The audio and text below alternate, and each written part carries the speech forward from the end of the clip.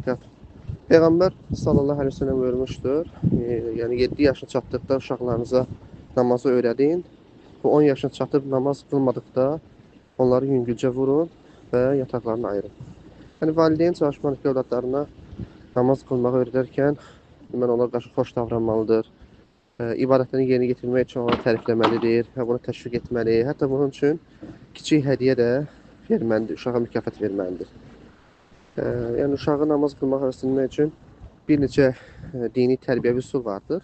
Misal valideynin özünün evdə namaz böyük əhəmiyyət verməsi, namazı əvvəl vaxtında qılmaq, təmiz, səliqəli, gözəl paltarlarla namaz qılmaq və s.